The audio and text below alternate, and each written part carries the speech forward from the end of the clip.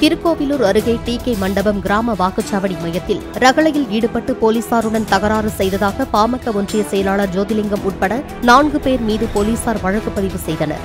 ஜோதிலிங்கம் உட்பட 2 பேர் கைது செய்யப்பட்டு சிறையில் அடைக்கப்பட்டனர். முன்னதாக வழக்கு பதிவு செய்யாமல் இவர்களை விடுவிக்க கோரி ஆதரவாளர்கள் காவல் நிலையத்தை முற்றுகையிட்டனர்.